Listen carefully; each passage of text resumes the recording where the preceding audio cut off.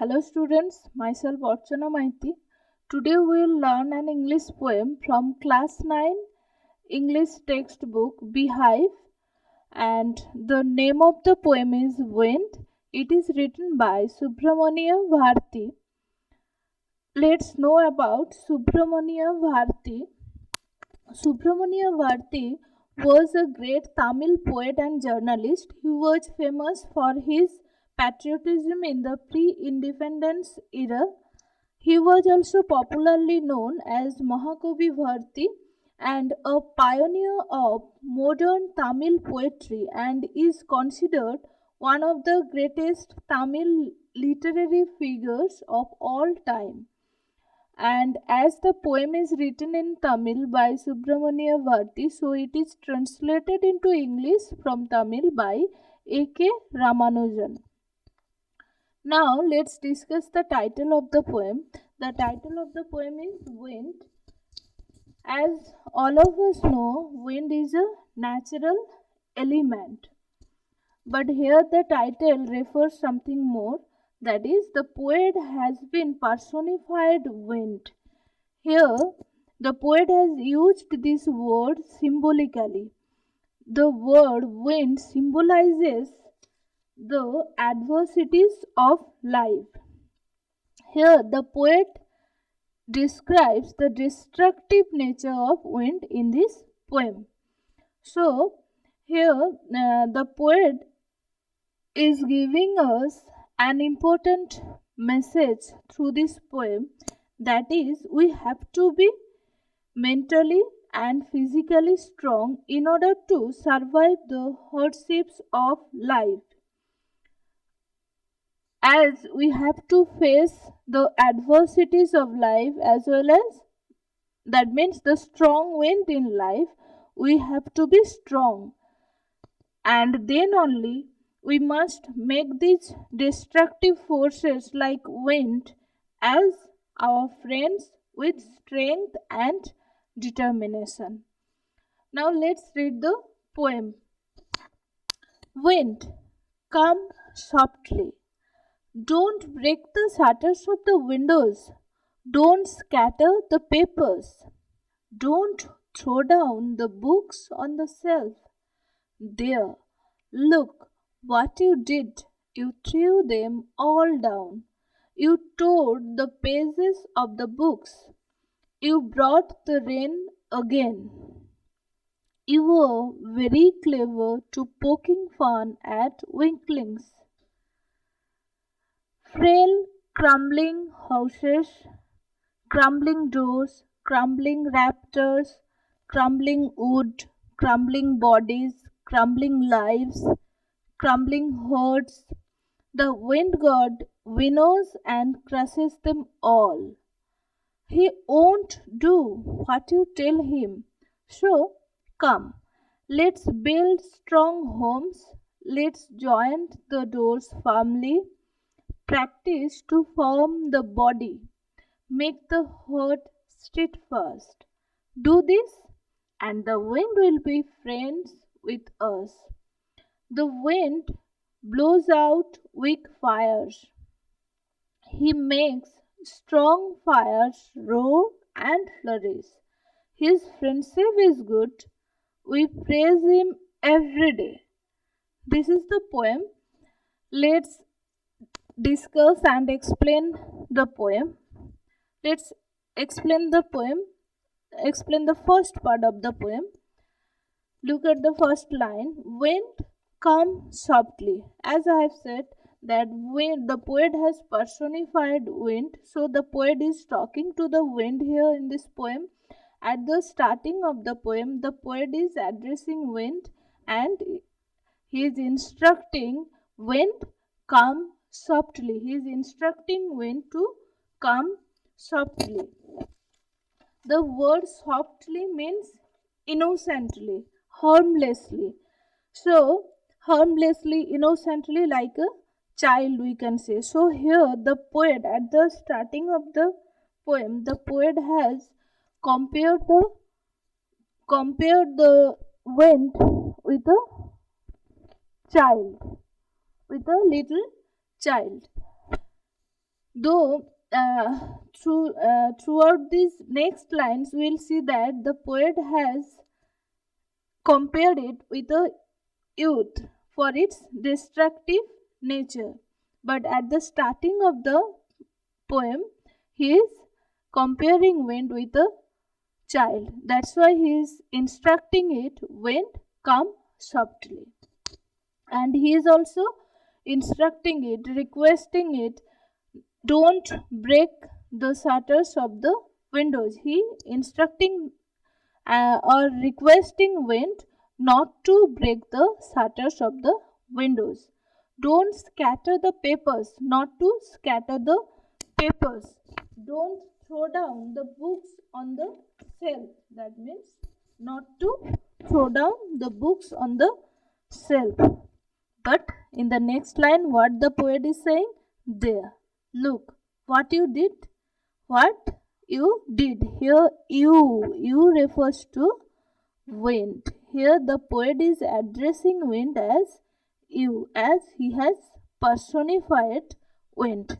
So, he is saying, or he is instructing wind to look at what he had done.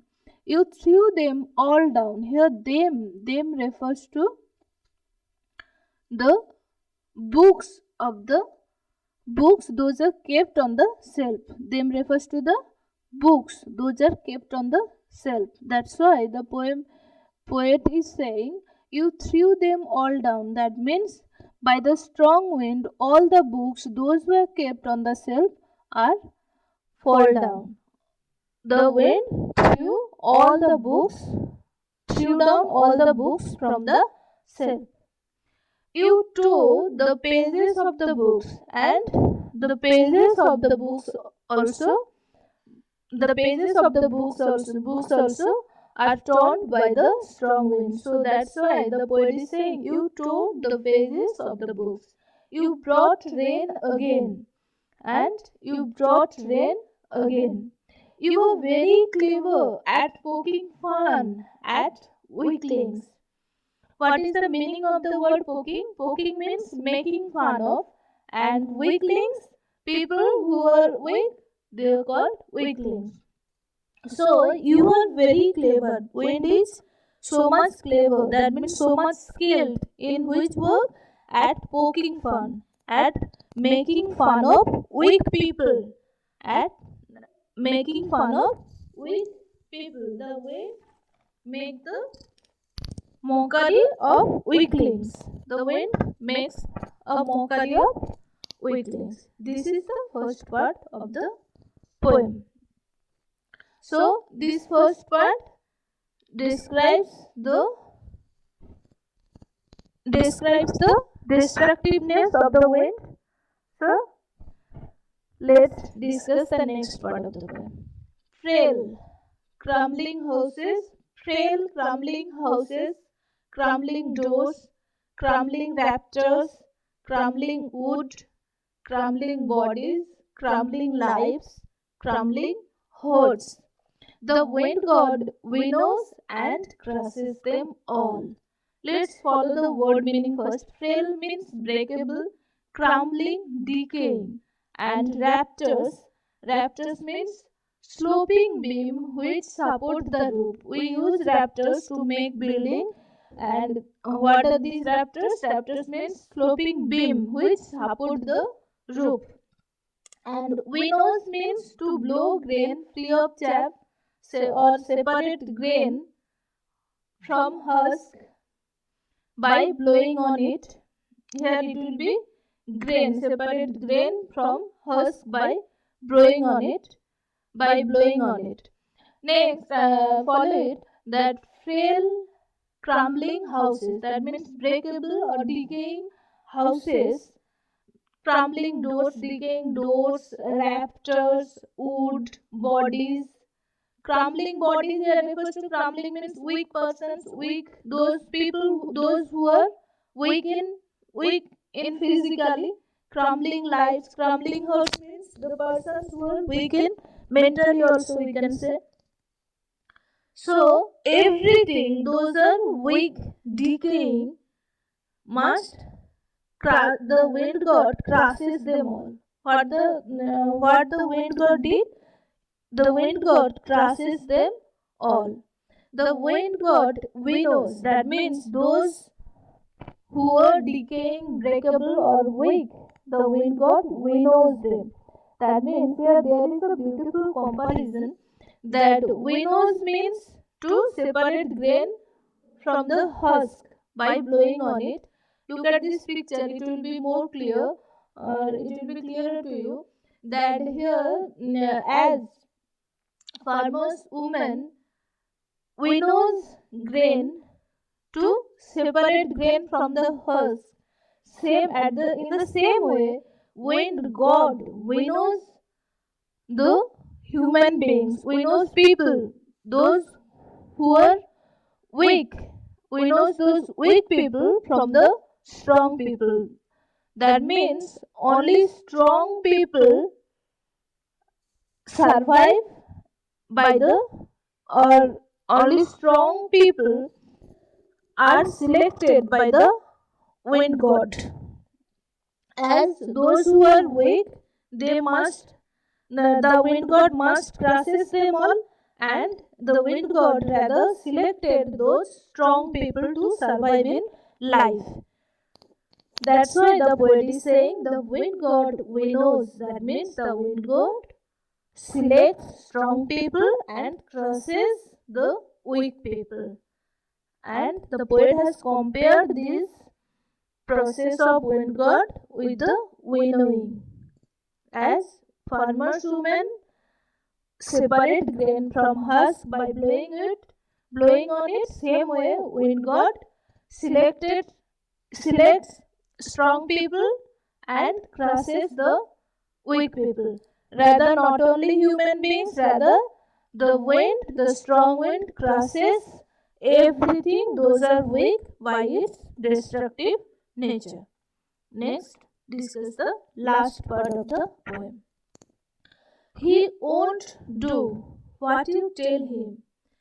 Here again the poet is addressing wind as he. He refers to wind. So he is saying he won't do what you tell him.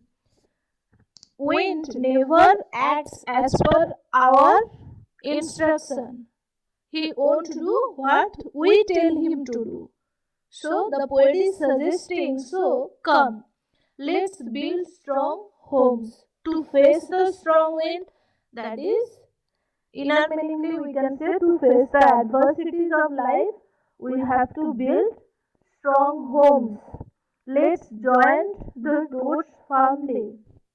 Joined here means close. Let's close the doors of the houses firmly, tightly, not so that strong winds can't enter into the house and can't do any destructive, can't do its destructiveness, or can't destroy the windows and the other commodities of the house.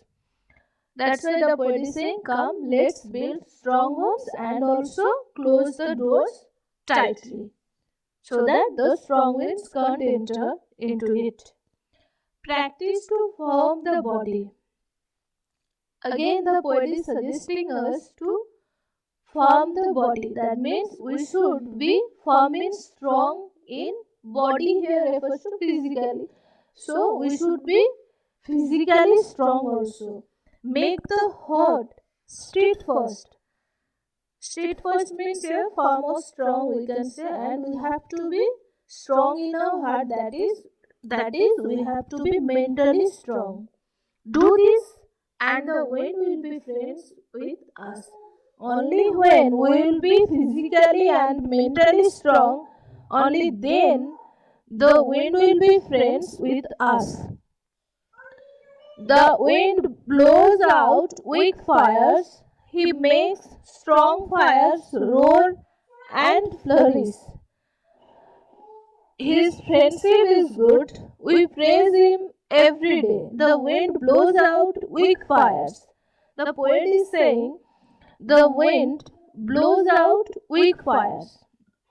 As the wind crushes everything that is weak, same way it also blows out weak fires.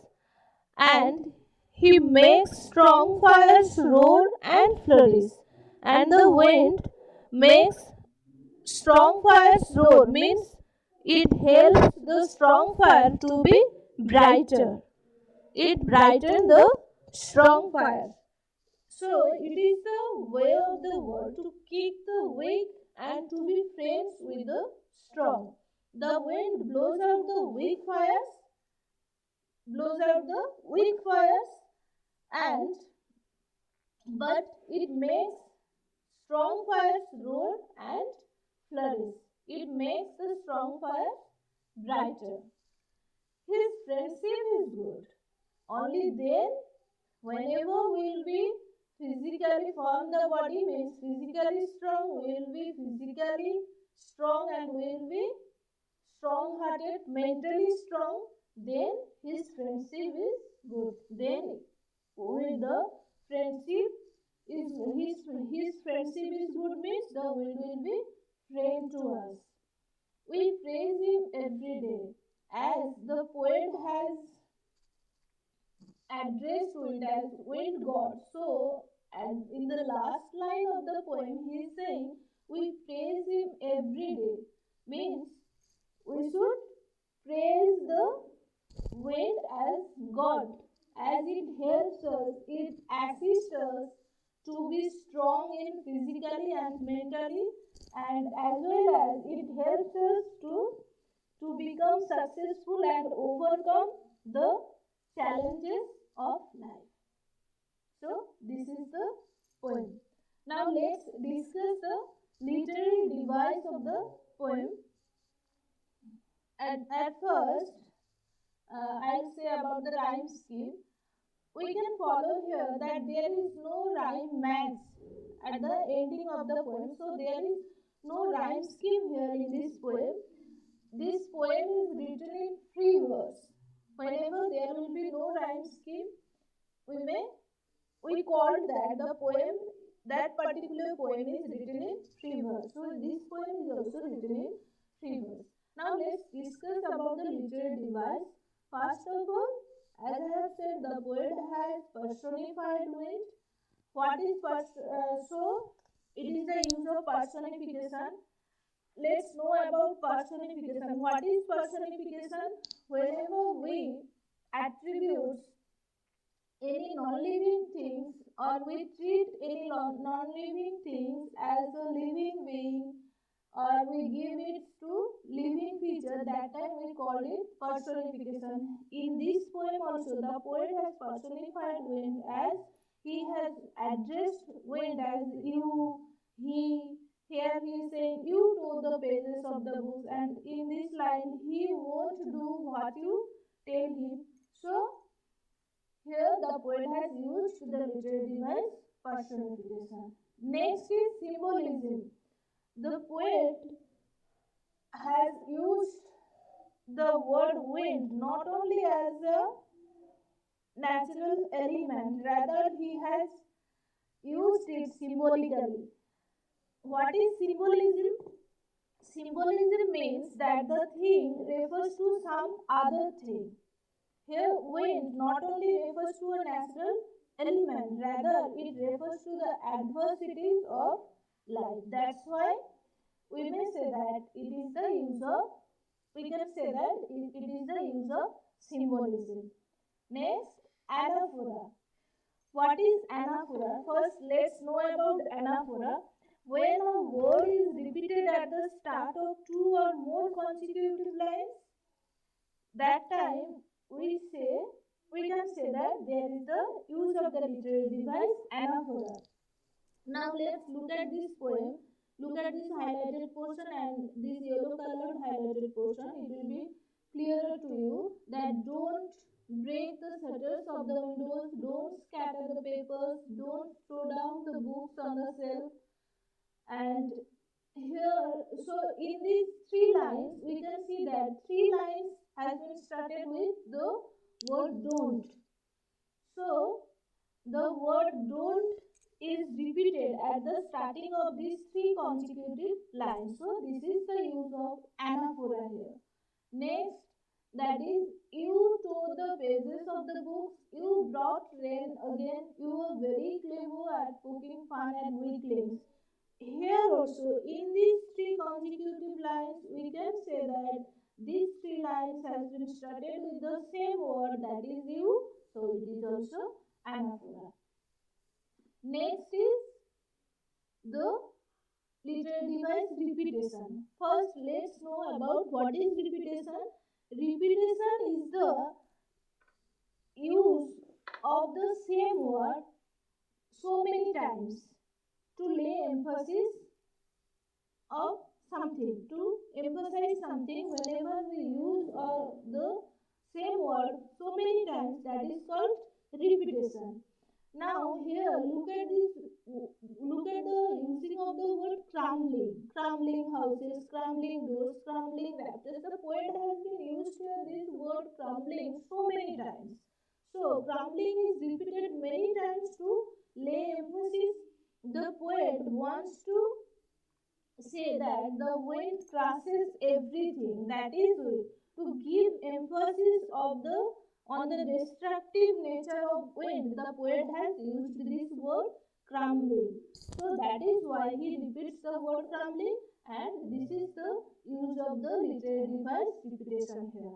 Again, we may say that, or we can follow it, that there is alliteration also. Alliteration, what is alliteration? Whenever two consonants, same consonant sound is repeated in more than two words, those are closely connected to each other. That time we may say that that is the use of literary device alliteration. Here look at this line, the wind god Venus. Here the word wind and Venus, both the words started with the word with the letter, with the same letter and same consonant sound, that is verb. So here this is the use of alliteration here. That's all. I hope the poem is now clearer to you. Thank you.